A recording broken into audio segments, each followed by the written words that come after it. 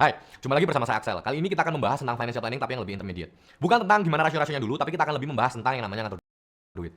Sama dengan judulnya di video ini adalah mimpi besar tapi seberapa sih sebenarnya. Jadi gini, kalau misalkan di modul personal finance dulu kita bahas tentang yang namanya SMART ya, di mana kamu harus yang namanya mengukur kira-kira kamu tuh spesifiknya berapa, measurable-nya berapa, action plan-nya realistis sampai ke time bound-nya juga. Tapi gini sekarang, kamu boleh tuh tulis yang namanya mimpi itu besar banget. Tapi seberapa besar sih? Kalau misalkan sekarang besar, tapi dengan kondisimu yang sekarang itu belum memaksimalkan, jawabannya adalah ya itu cuma akan jadi mimpi belaka. Nah, di sini aku akan lebih ngobrol tentang gimana sih buat kamu mahasiswa yang lagi freelance, yang lagi punya wira swasta, yang kamu punya 2 anak, 3 anak, punya tanggungan atau mau pensiun pun, aku akan share nih kira-kira gimana sih caraku, aku kasih mereka kira-kira planningnya seperti apa, budgetingnya kayak gimana, cara ngatur duitnya seperti apa. Nanti yang terakhir aku akan share juga satu tips buat aku untuk klienku kira-kira mereka harus bagaimana. See you.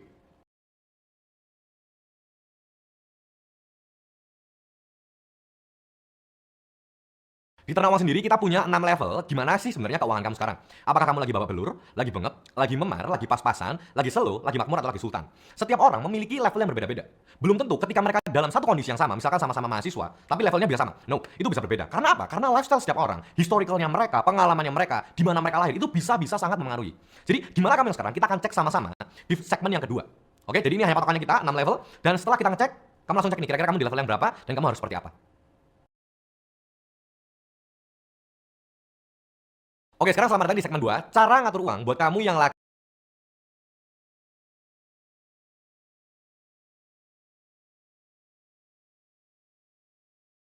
gitu kan, yang lagi apa? Kita langsung ada segmen pembagiannya di bawah. Jadi langsung cari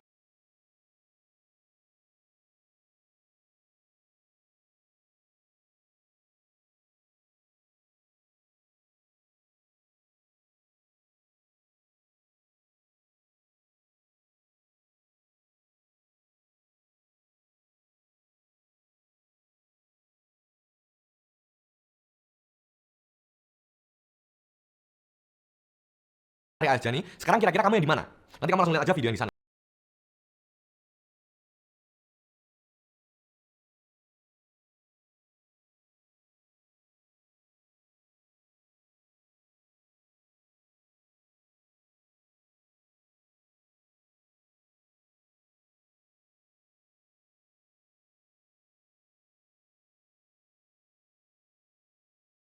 Kalau kamu lihat semua, nggak masalah juga. Jadi, see you. Nah, kali ini kita akan membahas dulu tentang kamu kalau misalkan lagi sekolah, seorang mahasiswa atau lagi intern atau mungkin kamu lagi intern ya kan terus kamu mahasiswa ataupun kamu lagi intern terus kamu lagi sekolah, kira-kira membagi keuangan itu seperti apa sih, ya kan? Kita langsung masuk aja nih. Nah, sekarang kalau misalkan kita bagi dua dulu, ya kan? Kamu lagi sekarang sekolah S, ya kan? Mahasiswa M dan juga intern, oke? Nah, kalau di sini kita lihat, kita kondisikan lagi nih. Sekarang kamu itu sekolah, ngerantau atau sama orang tua. Kalau sama orang tua adalah O, ngerantau adalah L. Mahasiswa juga sama O sama L. Intern sama lagi orang tua atau lagi ada rumah, ya kan? Atau rantau gitu. Nah, kalau misalkan kamu sekolah dulu, kita akan bahas yang S dulu sekarang teman-teman ya. S, kita bagi dua lagi. Yang pertama adalah O, kedua adalah R. Rantau atau lagi tinggal sama orang tua. Gini, kalau misalkan kamu lagi sekolah, SMA ke bawah, kamu kan pasti dapat namanya salary. Kita ngomongnya bukan salary, kita ngomongnya uang jajan ya, tapi kita ngomongnya adalah salary. Dimana kamu harus punya mindset bahwa ini adalah uang jajanku gitu. Ini adalah gaji yang aku memang taruh keringat di sini. Kenapa kok bisa keringat ya kan? Karena kamu harus timbal balik dengan nilai yang bagus, ya kan? Dengan yang namanya sikap yang benar. Kalau enggak nanti salarymu dipotong gitu kan. Tapi intinya adalah kalau kamu sekolah, kamu harus ingat dulu nih, kamu lagi tinggal sama orang tua atau ngerantau. Karena apa? Karena berbeda juga. Dari mana? Dari sisi yang pertama adalah dana darurat. Nih. Kalau mungkin kamu tinggal dengan orang tua, dana daruratmu boleh 3 sampai 6 kali. Ya, tapi aku rekomendasikan adalah yang 6. Kalau misalkan yang rantau, kamu minimal adalah 6 kali. Ya, kenapa? Karena kita nggak tahu nih kira-kira kalau misalkan kamu ngerantau, kamu kan jauh sama orang tua. Kalau misalkan kamu jauh sama orang tua, kamu susah nih kalau misalkan butuh apa-apa ya kan. Dan juga ya aku karena juga rantau juga kan. Jadi aku tahu nih, kadang kita nggak bisa yang namanya telepon orang tua minta yang urgency sekarang. Jadi kamu harus minimal 6. Oke, rantau minimal 6. Dari dana darurat. Terus selanjutnya apa? Gimana dengan insurance gitu kan? Misalkan dengan insurance. Nah, buat kamu yang misalkan masih sekolah, kamu masih belum ada kerjaan apa-apa, masih dari yang namanya salary dari orang tua tadi, saranku adalah kalau insurance kamu mungkin harus pertimbangkan, tapi bukan untuk sekarang, tapi buat nanti ketika kamu sudah masuk ke dalam usia kerja, ataupun kamu lagi intern gitu ya, kamu bisa membiayai dirimu sendiri, baru. Tapi kalau sekarang yang perlu kamu lakukan hanyalah kamu ngeliat lagi ke modul asuransi 101, ya kan? Terus kamu cek kira-kira insurance yang ada di badan kamu, BPJS ataupun ya semua proteksi yang ada di badan kamu, itu sudah oke atau belum? Oke, ini kita centang aja, nih. Nah terus sekarang baru di bawahnya nih, cara ngatur uangnya gimana? Buat kamu yang masih sekolah, saranku adalah ngatur uangnya nggak usah aneh-aneh dulu, ya kan? Karena kamu belum kepikiran yang namanya debt lah, kamu belum kepikiran yang namanya kredit, kamu belum kepikiran yang namanya anak, gitu kan? Uang susu, uang sekolah, belum. Kamu cuma perlu dulu yang namanya taruh mindset dan juga konsistennya itu seperti apa. Jadi aku akan bagi langsung menjadi 3 hal juga yang aku sering share di Ternak Uang, yang aku sering share di mana-mana lah ya, anggapannya adalah NWS atau need, want, sama saving. Need want saving itu kamu boleh terserah gitu kan. Kalau mungkin savingnya orang itu bisa berbeda-beda karena apalagi sama ya. Kamu seperti apa itu aku nggak tahu. Cuma aku pakai dulu yang paling dasar. Kira-kira kalau misalkan need atau kebutuhan harianmu itu orang-orang maksimal itu adalah 50%. want-nya itu 30% dulu, ya kan? Baru savingnya adalah 20%, teman-teman. Ini sama ya. Orang yang lagi tinggal, misalkan kamu sekolah ya, kamu tinggal sama orang tua, kamu rantau, sama aja, nggak masalah. Yang membedakan apa? Yang membedakan adalah di presentasenya. Kalau misalkan kamu tinggal bersama orang tua, saranku adalah need-mu nggak usah banyak-banyak, ya kan? Need-mu nggak usah banyak-banyak, want-nya juga, savingnya kamu bisa kondisikan. Tapi kalau misalkan kamu rantau, ya kan, kamu harus bayar listrikmu sendiri, kamu harus nyuci pakaianmu di laundry, kamu harus makan di luar, beli yang namanya di supermarket, ya kan, beli ayam, beli sapi. Nah, saranku adalah kamu need-mu ini coba kamu konsisten dulu di 50%. Atau misal kamu cek dulu sekarang, biasanya kamu tuh keluarnya berapa? Ya kan? Cara sekarang membedakannya need atau want itu gimana sih? Kalau kamu ngafe gitu kan ya, kamu beli yang fancy coffee, itu menurutku adalah want gitu loh. Karena kamu mau di tempat yang bagus, kamu nggak nyiapin kopinya, kamu mau duduk doang, ya kan, mungkin kerja tugas dan lain-lain, itu menurutku want gitu loh. Nah, tapi ada orang yang dia itu mengkategorikan hal itu sebagai need. Kenapa gitu kan? Karena kalau misalkan dia aku butuh tempat kerja, nggak masalah. Ya salah satu videografernya kita sekarang yang ada di depan saya itu juga seperti itu. Untuk keluar di dalam kafe itu dijadikan sebagai need. Boleh nggak? Boleh. Kategoriannya itu terserah kamu seperti apa. Tapi in detailnya kita nggak akan bahas di sini karena nanti akan panjang banget dan too much depth gitu kan. Jadi terserah sekarang. Tapi yang pastinya adalah kamu harus cek dulu nih, need want savingnya itu seperti apa. Kamu kategorikan dulu. Pulsa itu seperti apa? Pulsa untuk main game, wifi. Buat aku itu adalah seperti need, ya. Itu cocok sekali needku gitu kan. Karena aku perlu. Buat aku telepon orang lah, buat aku yang namanya hire klien gitu kan. Hire teman-temanku, klien hire aku itu kan butuh namanya wifi dan juga kuota. Itu masuk di need. Tapi buat orang lain belum tentu wifi dan juga kuota itu termasuk need. Jadi kamu kategorikan dulu ya.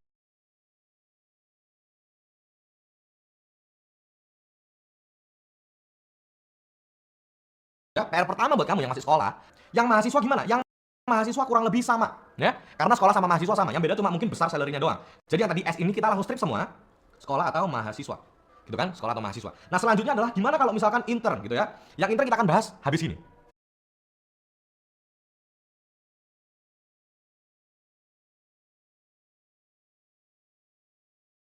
Oke, sekarang kita akan bahas yang namanya intern gitu kan, magang.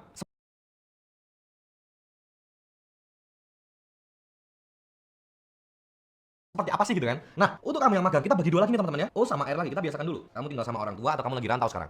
Sama, untuk kamu yang tinggal dengan orang tua sama yang rantau, kita bagi dulu yang pertama adalah dana darurat. Ini penting banget. Kalau misalkan kamu sudah punya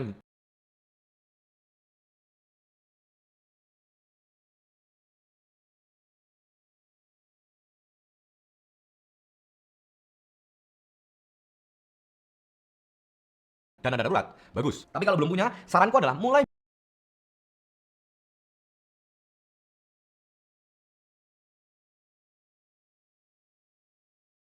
biasakan di 6 kali ya, sama 6 kali, 6 sampai 9 kali pengeluaran boleh lah.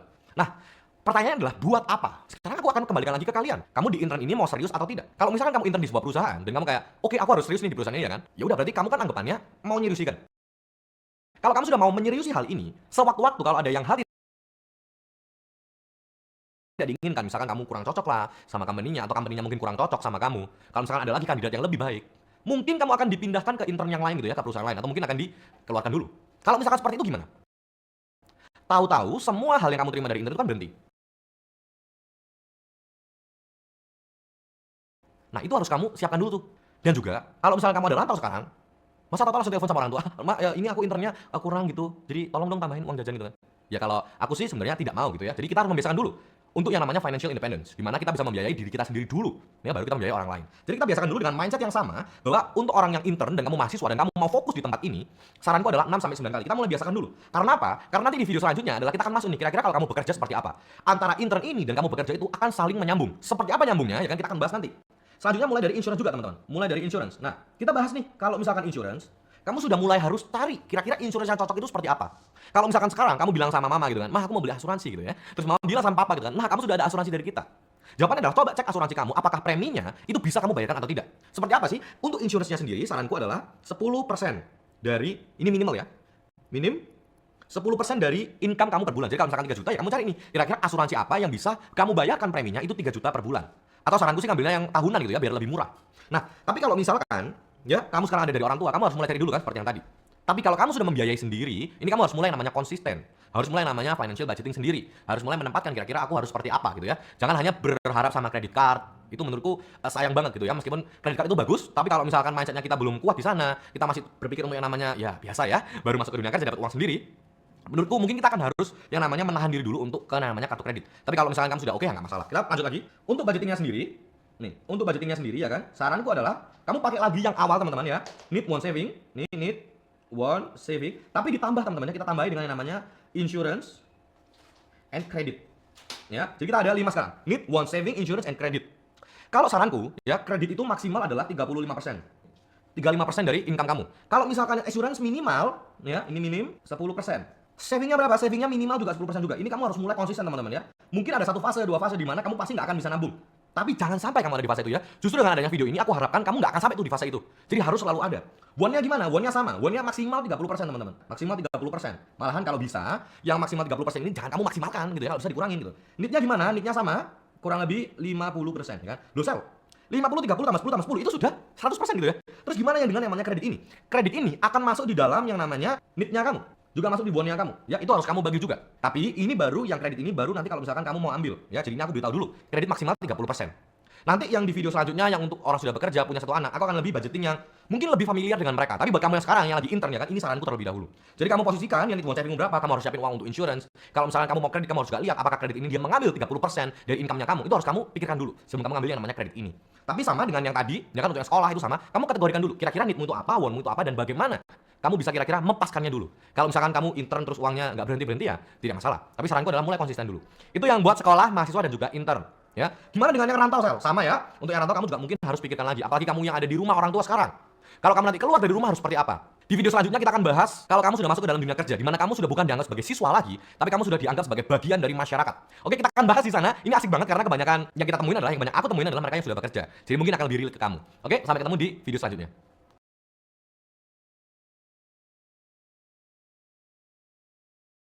Oke, selamat datang di segmen selanjutnya nih, ya kan? Di segmen yang sudah setelah yang tadi, sekolah, mahasiswa, intern, kita masuk ke dalam dunia kerja gitu kan ya. Jadi baru masuk di dalam dunia kerja. Nah, ini aku udah tulis teman-teman ya, ada pembagiannya langsung. Di sini kita akan langsung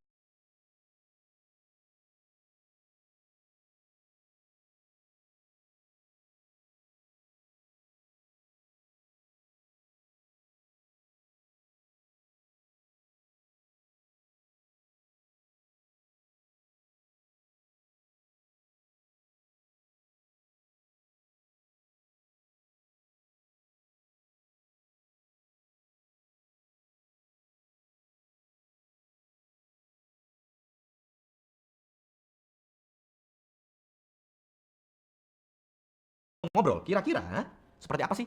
Tapi pertama yang mungkin akan aku bedakan adalah di sini, aku tidak membedakan lagi antara kamu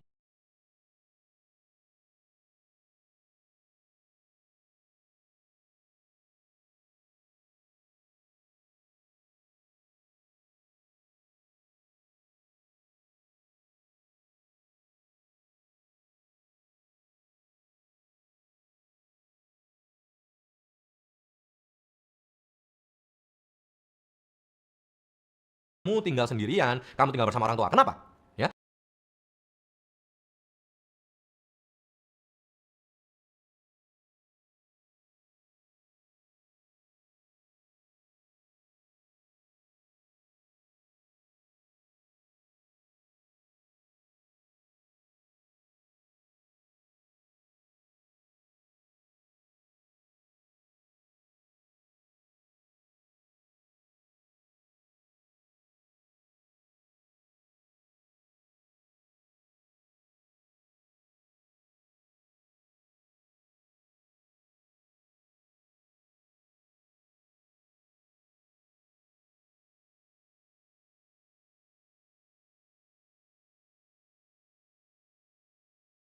karena aku anggap kamu adalah satu individu yang sudah bisa dan harus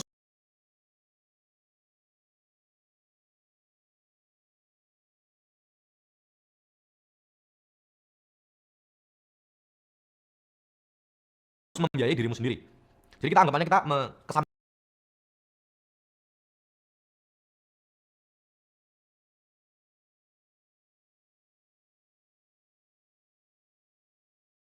kesampingan dulu pendapatan dari orang tua ya.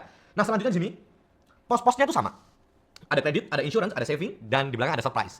Cuma di sini teman-teman, yang harus kamu tahu adalah kamu harus pedulikan dulu nih yang namanya kredit ini. Kenapa? Karena kredit ini teman-teman, in the same time dia adalah pedang bermata dua. Di saat yang bersamaan lagi, you have to yang namanya build your own credit score. Buat KPR lah, buat KKB. Itu perlu banget tuh. Yang namanya kamu punya kredibilitas di skormu ini. Tapi kalau misalnya kamu melebihi dari batas maksimummu, itu akan jadi pedang yang malahan akan kena kamu sendiri. Bukan kamu bisa memanfaatkannya, tapi kamu yang dimanfaatkan. Jadi jangan sampai, oke? Nah, maksimumnya adalah 35%. Kalau insurance tetap sama, minimalnya adalah 10%. Saving minimalnya 10%, tapi di sini ada yang berbeda gitu kan. Ada NWLS. Apakah itu gitu kan? Need, want, dan juga lifestyle. Di sini aku tidak membedakan lagi di mana need-mu dan juga want-mu dan juga your lifestyle. Aku tidak membedakannya lagi. Kenapa? Pertanyaannya. Karena gini, Ceritanya kalau misalkan kita bedakan lagi, bisa-bisa mindsetnya kita sebagai manusia adalah, oh kita punya yang namanya pos sendiri nih untuk kita senang-senang. Ya, sebenarnya nggak masalah kalau misalkan kamu bagi lagi di sini. Nih, kamu bagi lagi tidak masalah. Tapi maksimumnya adalah 45%. Sel, kalau misalkan aku tidak punya insurance, apa yang harus aku lakukan? Yang harus kamu lakukan adalah masukkan ke dalam saving. Ya kan? Sel, kalau aku nggak punya hutang, apa yang harus aku lakukan? Ya kalau kamu tidak punya hutang, tidak berarti bahwa kamu bisa mengalokasikannya ke dalam Knit One savingmu ini. Sel, kalau misalkan hutangku, ya kan, itu adalah hutang konsumtif, itu seperti apa? Hutang konsumtif, ya teman-teman, itu dibedakan di sini. Ada dua, ya. 20% adalah untuk yang produktif, ya. Ini maksimumnya. Kalau yang hutang konsumtif itu 15%. Tapi sekarang pertanyaannya, yang boleh dimaksimalkan adalah hutang yang produktif. Kalau kamu punya hutang produktif 35% itu tidak masalah. Tapi kalau kamu punya hutang konsumtif itu 35% atau melebihi dari batasnya itu 15%, saran saya segera dilunasi dan jangan. Oke? Itu. Ya, jadi kita ada 4 pembagian di sini teman-teman ya, dari kredit, insurance, saving dan juga Knit One and juga your lifestyle itu seperti apa. Nah, tapi sekarang pertanyaannya gini, Sel, gimana caraku mengalokasikan aset yang sesuai gitu kan? Di sini aku tidak akan bahas dulu. Mohon maaf ya kan, tapi di sini kita akan konsisten dulu dengan yang namanya budgeting ini. Apakah boleh diganti-ganti? Jawabannya adalah boleh, ya. Cuma di sini saranku adalah yang boleh kamu ganti adalah dari Knit One dan juga your lifestyle serta ke kreditnya. Untuk insurance, kalau mau hilang dulu nol nggak masalah. Tapi kalau bisa, ya kita mulai pelan-pelan yang namanya membudgeting gitu loh. Jadi meskipun kita tidak pakai teman-teman, meskipun kita belum pakai, kita mulai harus sisihkan dulu. Kenapa? Supaya kamu nggak kaget. Ketika nanti kamu masuk dalam tempat kerja nih, kamu dapat yang namanya asuransi kantor. Bagus nggak? Oh bagus sekali. Tapi asuransi kantor itu akan ada di badan kamu kalau misalkan kamu kerja di sana. Kalau kamu sudah tidak kerja di sana ya asuransi kantornya sudah hilang. Tapi kalau kamu kena resiko dulu di dalam kantor itu, ya mungkin bisa dilanjutkan. Tapi insurance selanjutnya tidak akan menerima kamu dengan resiko yang sudah terjadi. Jadi saranku adalah mulai disisihkan terlebih dahulu. Buat kamu yang masih bingung, ada modul asuransi 101, kamu juga bisa konsultasi ya kan di TU Hotline, kita bisa ngobrol di sana lebih lanjut lagi. Kita akan lanjut nih buat kamu ya kan sekarang ke dalam yang sudah punya tanggungan. Oke, di video selanjutnya kita next dulu.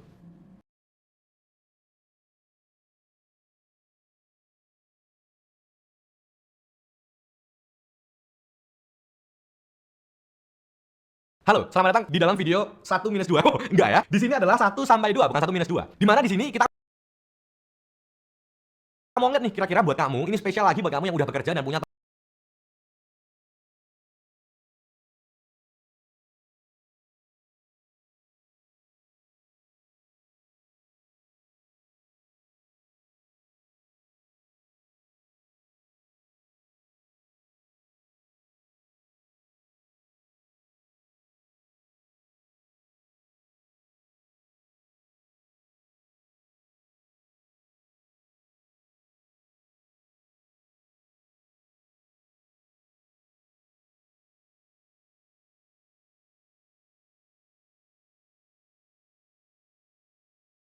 tanggungan harus seperti apa. Saya di sini mungkin akan lebih menyampaikan lebih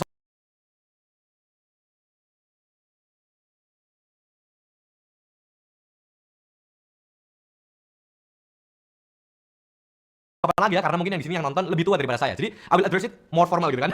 Tapi intinya adalah di sini kita akan melihat kira-kira Bapak dan Ibu sekalian atau kamu yang udah mau punya satu tanggungan, kira-kira harus seperti apa dan gimana sih ngeceknya dulu gitu kan. Mungkin di financial health check up gitu kan. Kita bisa ngeliat kira-kira kita sehat atau tidak.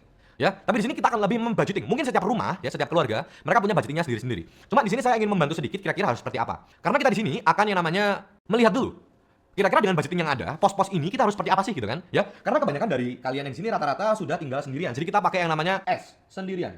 Ya, tinggal sendiri. Sudah punya rumah tangganya sendiri. Nah, seperti apa gitu kan? Sebenarnya kurang lebih sama. Kita ada kredit juga, kita ada insurance juga, kita ada yang namanya saving juga, dan juga kita ada yang namanya NWLS. Cuman Knit One Saving, kredit, insurance dan juga savingnya kalian itu berbeda-beda. Lifestyle-nya juga akan berbeda-beda. Nah, jadi sebenarnya budgetingnya sesuai seperti apa? Sama dengan yang tadi, ya. Kredit maksimal di 35%, insurance sudah harus ditingkatkan lagi 10-20% minimalnya. Saving di 10-20%, Knit One dan juga lifestyle-nya maksimal di 45. Tapi kalau misalkan aku ada anak gimana gitu kan ya pertanyaannya. Anak ya di saranku adalah kamu harus nih mulai memikirkan kira-kira anak itu masuk dalam kategori yang mana Bapak dan Ibu sekalian ya. Dia masuk ke dalam Knit One, lifestyle-nya kalian atau masuk ke dalam savingnya kalian malahan ya, ke dalam investingnya kalian tuh anak. Tapi kita kan nggak mau nih ya kan supaya anak itu jadi yang namanya sandwich generation, the next sandwich generation. Kalau bisa anak ketika kita sudah pensiun Bapak dan Ibu sekalian, kita yang namanya membiarkan anak ini supaya memiliki financial life-nya dia sendiri, di mana kita tidak menginterpretasi di dalam sana. Oke? Jadi kita mulai nih ya kan untuk yang namanya konsistensi di dalam budgeting ini yang pertama. Sekarang mungkin common mistake ya yang sering saya temui di dalam beberapa klien saya yang sudah memiliki anak adalah Knit One lifestyle-nya mereka itu too much dan juga kreditnya mereka itu tidak terkontrol serta insurance-nya mereka itu juga masuk ke dalam kredit sini. Sehingga savingnya itu berharap dari insurance. Padahal tidak boleh ya. Seperti yang kita tahu bahwa asuransi itu bukan sebuah investasi. Tapi asuransi adalah sebuah instrumen keuangan untuk memproteksi kita gitu ya. Nah jadi seperti apa nih? Yang sekarang yang harus kamu lakukan adalah kamu harus cek dulu. Kalau misalkan kreditnya kamu kebesaran, itu kebesarannya di mana? Kita pecah dulu, ya kan? Kredit. Dipecah dulu jadi dua, ya. 20 dan juga 15. Ini adalah yang konsumtif, ya. Ini kita ganti ya, konsumtif. Yang ini adalah produktif. Coba kamu cek, kira-kira cicilannya apa? Cicilan mainan anak, cicilan sepatu hype gitu kan ya, cicilan laptop, cicilan apa? Kita cek dulu nih, cicilannya di apa aja, cicilan rumah. Kita cek semua, kita list gitu kan ya. Kita list dulu. Ada mungkin KPR, ya, AKB, sama HP misalkan. Cek dulu. Ketika sudah dicek, kira-kira kita lihat nih, sekarang kreditnya kalian itu ada yang nunggak atau tidak. Kalau misalkan nggak ada yang nunggak, ya kan? Kita cek lagi. Kira-kira yang besar mana? Yang kecil yang mana gitu kan? Kita mulai lunasi dari yang kecil untuk yang kebesar. Tapi mungkin modul pelunasan hutang kita akan lihat lagi di video selanjutnya. Kita akan lebih ngomong ke segmentasinya dulu, ke pembagiannya. Nah, sekarang kamu harus kategorikan ya, Bapak dan Ibu sekalian yang sudah memiliki kredit, kamu kategorikan mana yang termasuk konsumtif, mana yang termasuk produktif. Kalau misalkan kita besar di konsumtif, ya kan, kita besar di sini kita bintangin, kamu harus mulai kurangin dulu. Kuranginnya dari mana gitu kan? Kamu harus kurangin dulu dari, kalau bisa ya, dari need one lifestyle-mu ini, kamu masukkan dulu untuk yang namanya mengurangi si bintang. Ya. Kenapa seperti itu? Karena kan jadi percuma, ya. Apa yang kamu cicil gitu kan, itu tidak menimbulkan apa-apa, itu tidak menambah aset kamu, itu tidak menambah yang namanya cash flow kamu, itu malah akan menjadi liabilitas baru. Jadi buat apa? Ya, kita nyicil liabilitas baru. Doesn't make sense gitu kan? Cuma mungkin sebelum ketemu dengan tanah uang, sebenarnya tidak kepikiran dulu, yang penting ada dulu ya. Tapi mungkin selanjutnya, ketika mau membeli sesuatu, kita lihat nih, kalau misalkan barang itu bisa kita mulai cicil, ditabung ya, bukan dicicil, tapi cicilan tabungannya itu bisa kita cicil kurang lebih 3 bulan. Ya udah kita tunda dulu 3 bulan. Saya yakin kalau misalkan barang itu tidak seperlu itu, dalam 1 bulan pertama akan hilang langsung kepinginnya. Ya, bukan menggantikan yang namanya tidak boleh bersenang-senang. Boleh bersenang-senang. Tapi saran saya kalau mau bersenang-senang, mulai dialokasikan dari yang namanya saving ini, ya. Mulai dialokasikan dari yang namanya need one dan juga lifestyle kalian seperti apa. Jangan kalau misalkan ya lifestyle-nya adalah semestinya biasa-biasa aja, tapi karena ingin kelihatan bergengsi, malah ditambahkan semua ke dalam kredit. Itu menurut saya sayang sekali gitu ya. Itu mulai yang harus kita lakukan pertama. Dan juga bagi kamu yang ingin memiliki anak, mungkin harus dipikirkan mulai dari sekarang. Kira-kira planningnya mau seperti apa, budgetingnya juga, oke? Kita sekarang masuk ke insurance. Nah sekarang gini, untuk insurance sendiri teman-teman, banyak dari kita yang kadang beli asuransi menggunakan kartu kredit. Nih, ya beli menggunakan kartu kredit. Apakah boleh? Jawabannya adalah tidak masalah. Tidak masalah ya kan? Karena kalau misalkan dengan kartu kredit enak, auto debit gitu kan ya. Kita nggak perlu yang namanya bingung-bingung ada berapa di ATM, udah pokoknya langsung dipotong. Tapi sekarang pertanyaannya gini, kalau misalkan tadi insurance-mu itu minimal adalah 10%, ya. Ya kita assume aja gaji kamu 10 juta deh ya. Salary-nya ini S ya, salary itu adalah 10 juta. Nih. Minimalnya 10% berarti kurang lebih 1 juta per bulan ya. Nih, kita pakai contoh aja biar lebih mudah. 1 juta ya per month. Nih.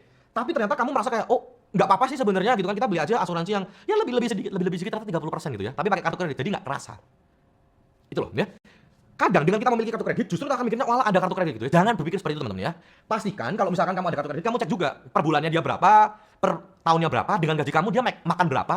Jangan sampai terganggu gitu loh. Karena apa? Karena sesuatu yang berlebihan itu nggak baik. Ya kecuali bahagia ya. Bahagia kelebihan nggak apa-apa, tapi kelebihan juga ya tidak baik. Bisa kelihatan kayak ya sedikit gitu ya. Tapi intinya adalah teman-teman ya, kalau misalkan kamu di sini beli insurans menggunakan kredit, saran saya adalah coba pikirkan lagi dia berapa persen. Kalau misalkan dia under 20% dari total satu keluarga, tidak masalah. Tapi kalau sudah mau melebihi dari 20%, coba kamu cek kira-kira dari insurance-nya mana yang bisa dikurangin. Kalau misalkan riders-nya terlalu berlebihan, ya coba kurangin dulu. Kalau misalkan kamu sekarang masih di bawah 30, nggak perlu yang namanya asuransi jiwa dulu. Mungkin asuransi tradisional kesehatan itu baru penting ya untuk under 30. Nanti ketika sudah mulai ada anak gitu kan ya, anak 1 2, mulai pikirkan ada yang namanya asuransi jiwa. Tapi asuransi jiwanya berapa gitu ya, jangan langsung mau UP-nya yang gede banget 10M. Coba disesuaikan dulu dengan kemampuan kamu sekarang berapa. Daripada kita sekarang merasa kayak berat banget ya, malah akan mengganggu investasi kita ya, akan mengganggu yang namanya kesenangan kita hanya demi asuransi ini, saran saya jangan. Ya tapi mulai dipikirkan ya teman-teman ya. Kalau misalkan kalian ngambil asuransi, coba prioritaskan dulu. Yang pertama adalah kesehatan, yang kedua adalah jiwa. Untuk yang penyakit kritis, saran saya adalah di nomor 3-kan dulu ya.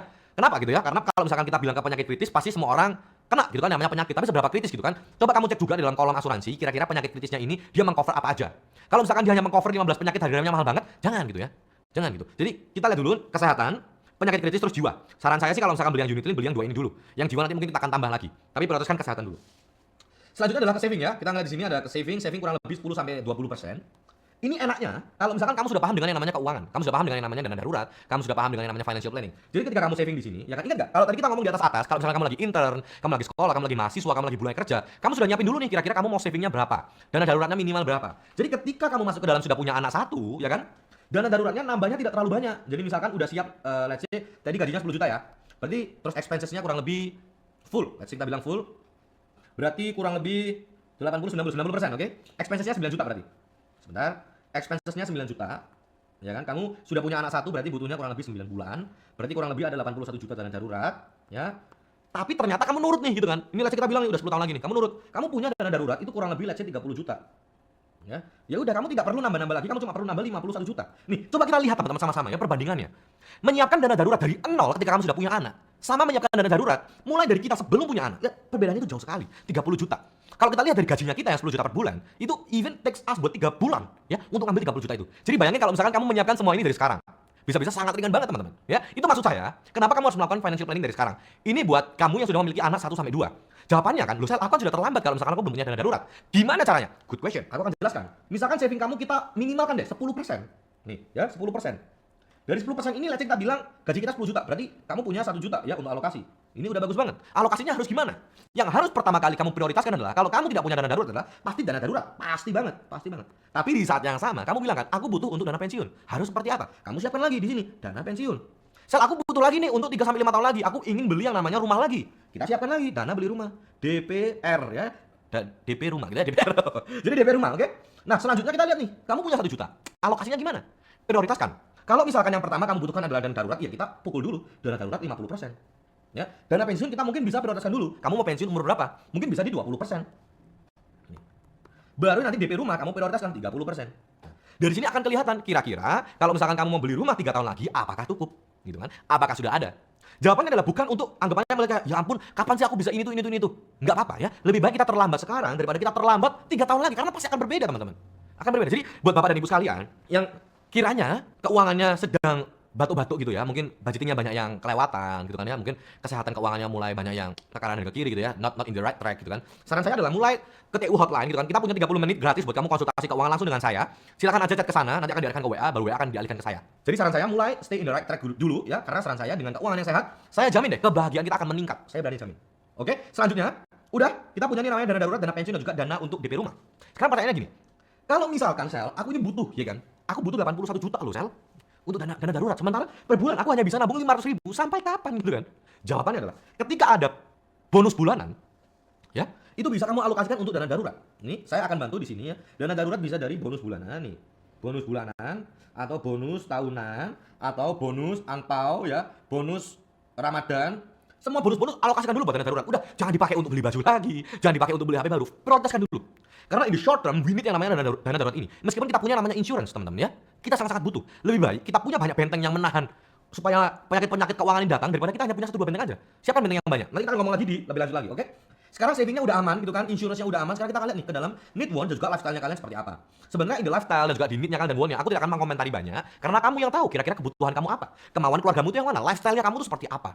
Ya, kamu yang tahu. Jadi kalau di sini saran saya adalah maksimal 55% dulu. Tapi ya, kalau misalkan Anda nih klien yang misalkan kamu ya, gajinya kayak ya puji Tuhan melebihi daripada yang lain, nggak mungkin kan need want dan juga lifestyle-nya juga 45%. Bisa kurang? Boleh. Kurangnya boleh kamu alokasikan ke insurance atau boleh dialokasikan ke investasi. Yang pasti jangan di hutang. Kecuali hutangnya adalah hutang produktif.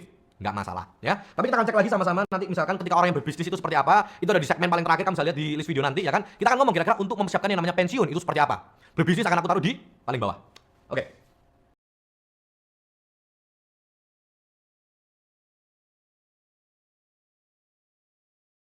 Halo, selamat datang di video businessman dan juga freelancing. Nah, kenapa saya taruh di akhir? Saya akan cerita nih secretnya ya kan. Karena orang-orang yang punya bisnis dan orang-orang yang freelance, cash flow-nya rata-rata per bulan adalah tidak pasti. Ya, kunci katanya kita adalah tidak pasti.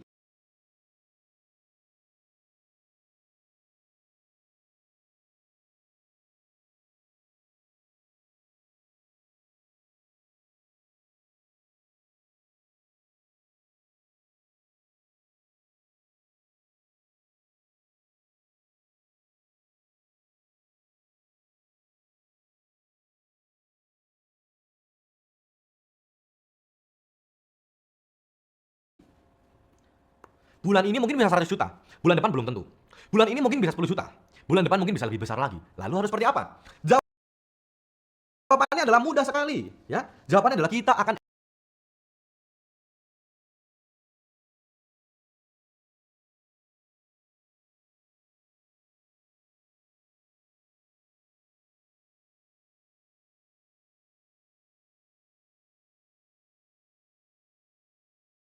average. Kita akan pakai rata-rata, kurang lebih ya, average. Berapa? Kalau misalkan nih, sel aku bisnis itu pernah rugi, ya ampun gitu kan ya. Aku pernah rugi mungkin 3 kali dari gajiku gitu. Aku harus gimana? Sama, ya. Justru dari sana kita akan lihat nih, sama juga dengan yang orang freelancing gitu kan. Sel aku, ya ampun bulan lalu itu ya, aku nggak dapat siapa-siapa tahu ya untuk aku kerja gitu, nggak dapat apa-apa gitu. Jadi mau nggak mau, bulan itu aku harus pakai nih dana daruratku, sih. Ya. Ada perbedaannya. Di mana perbedaan ini yang akan membawa kita ngobrol lebih dalam lagi. Dana darurat dulu, ya. Kita akan ngomong tentang bisnismen ini, kita akan langsung bagi kedua, ya.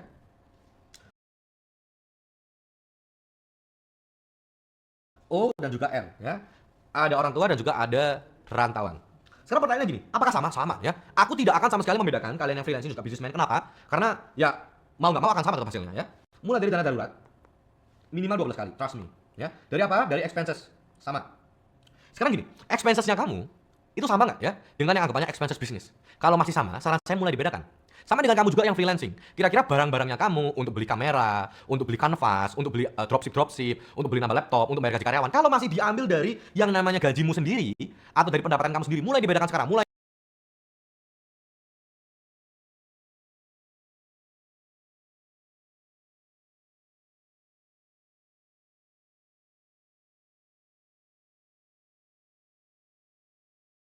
buat yang namanya capital expenditure khusus buat bisnis. Capital expenditure khusus buat freelancingku seperti apa? Mulai dialihkan. Itu ya. Yang kedua adalah sama. Insurance ini wajib sekali. Aku nggak mau tahu. Ya, buat kamu yang punya bisnis dan buat kamu yang freelancing harus punya asuransi. Kenapa? Karena kamu adalah orang yang menghandle kapalmu sendiri. Gitu ya. Kamu yang menghandle bisnismu sendiri, kamu yang menghandle anggapannya freelancemu ini loh, kerjaan freelancemu itu kamu. Kalau misalkan kamu sakit ya berhenti income-nya. Kalau misalkan kamu punya orang lain ya kan kamu sudah punya, let's say kamu sudah punya karyawan 15 orang gitu atau 30 orang, ya nggak masalah gitu. Tapi pertanyaannya adalah tetap kamu adalah kepalanya. Kalau misalkan ada sesuatu dengan kamu, bisnismu atau kapal kamu itu akan goyang. Jadi insurance ini penting banget. Sekarang kalau misalkan gajiku masih kurang sel atau misalkan aku masih belum mampu buat afford asuransi, mulai anggapannya aktifin BPJS. Karena kamu gak punya asuransi kantor, gitu loh. Sel aku masih punya asuransi dari orang tua ya nggak masalah. Tapi saran saya adalah mulai disiapkan, mulai serius, mulai disiapkan ya. Karena bisnis itu kita nggak tahu gitu loh ya, dan juga freelance kita nggak tahu kapan yang namanya resiko itu datang. Sebenarnya sama dengan semua ya. Kita nggak tahu kapan resiko itu datang.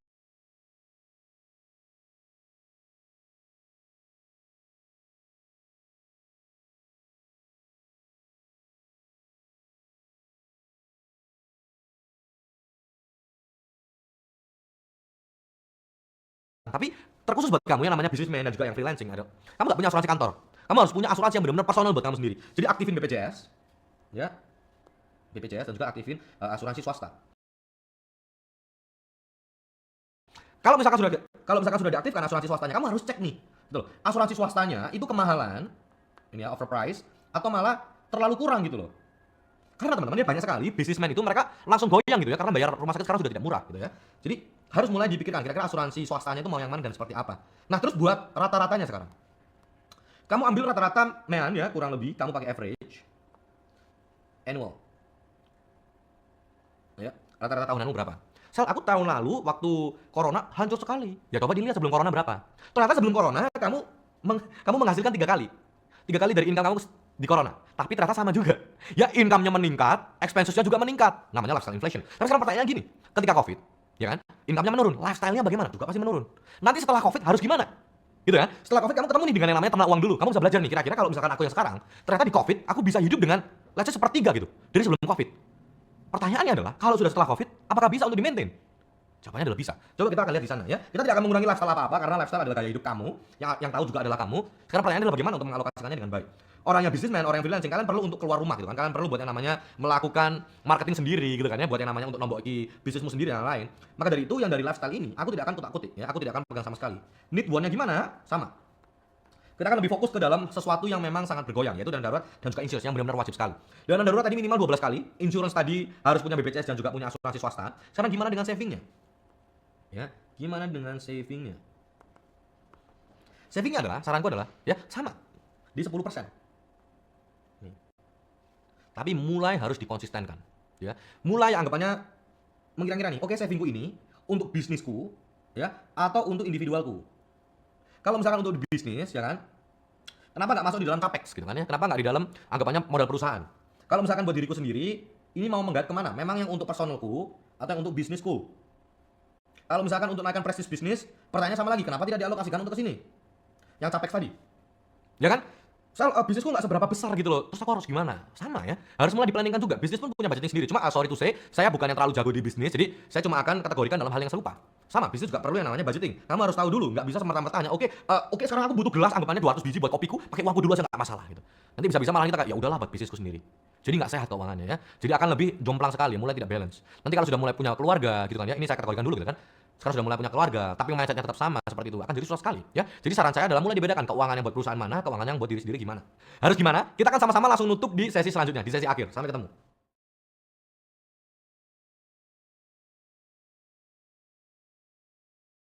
Oke, selamat datang di dalam segmen pensiun gitu kan.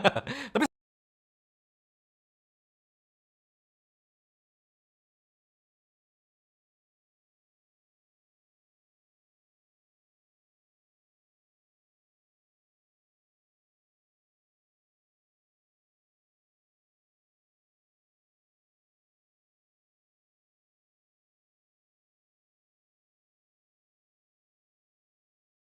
saya yakin di sini kalian semua mau pensiun. Kalau saya sih tidak, ya. Nah, makna dari pensiun ini teman-teman kita harus ketahui dulu, ya. Banyak orang yang kira-kira bisnismen mereka rata-rata bilang kalau ya aku mau forever have my own business gitu ya.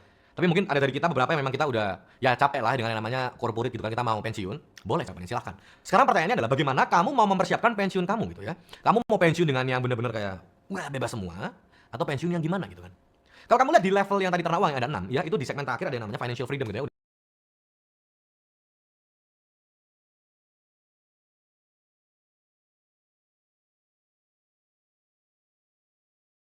Udah mulai sultan gitu ya, udah makmur dengan sultan. Sekarang pertanyaannya gini, setiap orang mereka ingin pensiunnya itu berbeda-beda ya. Ada yang ingin pensiun di Hawaii, ada yang ingin pensiun di Bali, ada yang ingin pensiun tanpa memikirkan kerjaan lagi. Tapi gimana untuk mempersiapkannya? Kalau misalkan dana daruratmu aja belum siap, kalau misalkan aja insurance yang datang ke kamu aja itu sangat minimal. Gimana dengan investasi yang sudah ada? Ingat ya, kita tuh minimal teman-teman ya. Kita tuh punya yang namanya rasio, namanya adalah AI ya, investment asset to net worth. NW ya, itu minimal adalah 50%. Jadi kamu lihat nih sekarang, aset investasi kamu itu ada berapa, gitu kan? Dibandingkan dengan net worth kamu, aset dikurangi liabilitas itu ada berapa? Kalau masih kurang dari 30%, ayo mulai disiapkan dari sekarang. Ayo tuh ya. Kalau misalkan kamu sudah lebih dari 50%, coba dicek. Kira-kira aset ini kalian fokuskan untuk berapa lama, gitu kan? Yang sudah dikhususkan untuk dana pensiun itu sudah berapa? Jujur saya sendiri memang investment to asset rasionya udah lebih dari 50%. Tapi untuk hanya fokus di dalam dana pensiun saja itu masih kurang sekali. Saya masih prioritaskan aset-aset investasi saya itu untuk rumah dulu yang pertama kalau saya ya kan. Tapi buat teman-teman sekalian di sini yang sudah memiliki rumah atau mungkin yang sudah mulai memikirkan kapan mau pensiun atau anaknya sudah bilang, "Ma, kapan mau pensiun?" gitu kan. Harus mulai dipersiapkan dulu gitu kan. Kita bisa juga konsultasi portofolio di Terawang ya, bisa langsung ke sana. Tapi yang harus kita lihat adalah kalau less than 50, kalau less ya, harus gimana? Mulai harus disisihkan. Sekarang sisihkannya gimana, gitu kan? Kamu di awal-awal akan yang namanya mengumpulkan akumulasi dan juga akan mulai mengakumulasi lagi dan juga memproteksi supaya nanti ketika kamu pensiun nanti kamu bisa yang namanya memakainya dan juga mendistribusikannya. Tapi sekarang pertanyaannya gini, kamu sekarang di posisi yang mana? Kamu mau pensiun berapa tahun lagi? Itu sudah harus kamu persiapkan. Dana pensiunnya sudah mulai kamu harus benar-benar pikirkan mau berapa. Untuk berapa dana pensiun setiap orang itu berbeda-beda. Ada yang rata-rata 24 kali, 36 kali dari gaji bulanan, berbeda-beda. Sesuaikan dulu dengan kamu seperti apa ya. Nah, setelah itu persiapannya gimana lagi sih? Persiapannya adalah mulai perketat ya yang namanya dari need one ya dan juga lifestyle-nya kalian itu sudah mulai dikurangin lah ya. Kita mulai fokus ke dalam yang namanya insurance dulu, ke dalam investmentnya kita dan juga ke dalam yang namanya time bound. Dimana kamu harus pikirkan nih kira-kira insuranceku ke dalam time bound yang aku mau atau jangka waktu yang aku mau kira-kira butuh berapa. Sama juga investmentku ke sini itu butuhnya berapa. Nih. Kalau kita sudah cek semua, kita mulai list. Oke, kira-kira insurance kalau saya nanti usia 70 ya kan, harganya akan sekian. Saya mampu atau tidak gitu kan. Mulai cari kira-kira kalau di usia 70 kita butuh apa? Misalkan asuransi unit link. Kalau misalkan kalian mampu asuransi tradisional gitu kan ya nggak apa-apa, nggak masalah. Nih. Tapi kalau misalkan mau di unit link ya ambil dulu. Nah, sekarang pertanyaannya kalau di usia 70 lagi nih, aku butuh asuransi jiwa berapa? Nih, jiwa ya. Ya, karena kita nggak mau nih, ya kan anggapannya, ya kita memang mau meninggalkan yang namanya legacy di dunia ini, kita pengen meninggalkan yang namanya warisan, tapi seberapa? Itu mulai harus dipikirkan lagi teman-teman ya. Kira-kira kita cek nih asuransi jiwanya kita sudah oke atau belum? Cek lagi. Mulai direncanakan dengan financial planner-nya kalian. Selanjutnya cek lagi nih yang namanya investment. Nih, investmentnya kalian. Investmentnya kalian sendiri sekarang sudah berapa? Let's say kita bilang, Sal, aku sudah 50%, good. Ya, let's say aku sudah 50%. Sekarang pembagiannya di mana? Oh, ternyata dari 50%, kita anggap aja ada 100 juta. Ya, ada 100 juta. Dari 100 juta, ternyata gitu kan, 50%-nya itu ada di dana darurat. Ya jangan saudara-saudara ya. Dana darurat itu di aset liquid, kita tidak akan masukkan di sini. Let's say kita bilang aja di dalam reksadana pasar uang, RDPU. Jangan juga. Kenapa? Karena susah untuk berkembang, gitu kan. Kita mulai alokasikan yang lebih baik lagi. Di mana gitu misalkan? Misalkan di RDPT. Atau misalkan kita alokasikan lagi ke saham. Ini kan? Properti, bisnis, nih. Pokoknya aset-aset ya yang bisa menambah aset ya, yang bisa menambah cash flow kita. Very very important. Kalau misalkan hanya untuk memaintain saja, jawabannya juga jangan. Harus mulai dipikirkan yang harus di-maintain berapa, at least gitu kan ya. Yang harus dikembangkan berapa untuk menambah cash flow. Jadi itu ya, aku punya dua saran buat kamu yang mau pensiun. Yang pertama adalah insurance semua harus disiapkan. Yang kedua adalah investment ratio-mu juga harus dibenarkan. Kalau misalkan investment ratio-nya sudah dibenarkan, mulai dicari alokasinya sesuai bagaimana. Terus bagaimana juga dengan asuransi jiwa dan lain-lain, itu perlu banget untuk kamu siapkan. Karena kita itu maunya, ya kan? Aku yakin juga lah, semua dari kita mau untuk pensiun dengan aset yang masih berjalan, dengan cash flow yang masih memberikan kita hasil. Bukan hanya uang pensiun dari kantor saja gitu. Udah ini uang pensiun kamu, udah kamu pensiun. Baru nanti kita akan pakai dari sana. Yang terjadi adalah ya pasti akan habis dalam waktu yang cepat gitu loh. Jadi jangan sampai kita pensiun hanya mengharapkan namanya uang pensiun saja teman-teman ya. Tapi harapkan juga ketika kita pensiun, kita punya tambahan ya kan dari yang tadi uang pensiunnya kita sama kita punya nih yang namanya aset yang sudah kita siapkan. Jangan ngambil namanya asuransi ketika kita mau pensiun, udah mahal banget gitu ya. Udah kayak besar sekali dan kalau kita sudah kena resiko duluan, akan susah sekali teman-teman ya. Jadi make sure kamu yang ada di sini mulai di-planningkan dari sekarang. Itu dulu untuk persiapan pensiun dan kita akan ngomong ke kamu yang misalkan kamu lagi wira swasta, bikin bisnis, you have your own business, kamu lagi freelancing, harus gimana sih untuk ngatur duitnya. Kenapa saya taruh di akhir, saya akan cerita di video selanjutnya. Stay tune.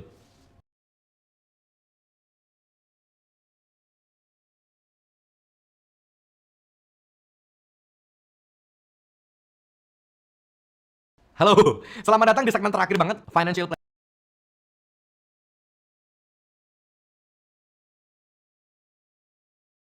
Planning. Kamu udah ngeliat nih ya kan, gimana caranya mahasiswa ngatur duit, yang intern, yang sekolah gitu kan, yang udah kerja baru, yang punya tanggungan,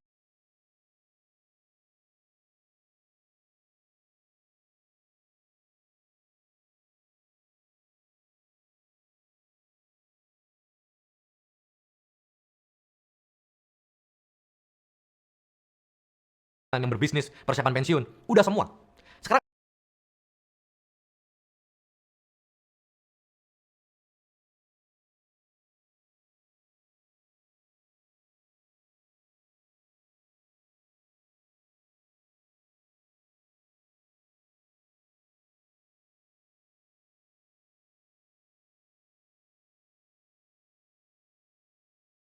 aku akan bilang nih, rahasia suksesnya itu gimana? Karena to be honest, buat kamu sukses di sini, kamu cuma butuh dua hal. Satu adalah konsisten, yang kedua adalah mau berproses. Aku tambahin satu lagi yaitu berkomitmen. Mungkin agak sedikit susah sekali teman-teman ya, karena kita tahu nih, anggapannya batas maksimalnya kita sekarang berapa. Ternyata batas maksimalnya kita adalah bukan gaji per bulan yang kita harus terima, tapi adalah purpose maksimal yang harus kita proporsikan. Bukan untuk menjadi sebuah yang namanya pelit banget, nope, ya, tapi untuk menjadi yang gimana kita ngelihat proporsi yang maksimal dari kita itu sebenarnya seberapa. Lebih juga nggak apa-apa, yang penting masih sehat. Tapi kalau lebih dan sudah tidak sehat, jawabannya adalah bahwa dana darurat sebenarnya untuk kamu menikah nanti sebenarnya cuma butuh 81 juta. Karena kamu tidak punya sama sekali, mulai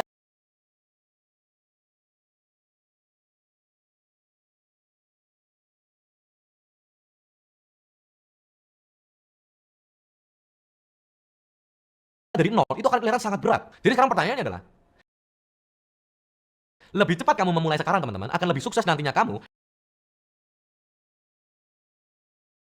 ketika kamu sudah berkeluarga, sudah punya anak, anak kedua, anak ketiga sudah pensiun.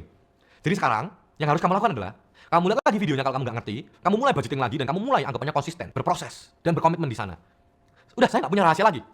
Yang harus kamu lakukan adalah memaintain. Kalau kamu nggak bisa maintain, kamu bisa langsung hubungi saya melalui Ternak Uang untuk konsultasi pribadi setiap bulan. Jadi semoga di financial planning ini membantu kamu untuk menempatkan pos-pos yang sesuai dengan kamu seperti apa, untuk melihat kira-kira sebenarnya aku ini maksimalnya berapa sih gitu kan keuangannya, supaya kamu nanti bisa menternakkan uangmu dengan lebih baik lagi. Dan semoga kamu bisa mencapai ke dalam level sultan dari 6 level keuangan financialnya Ternak Uang lebih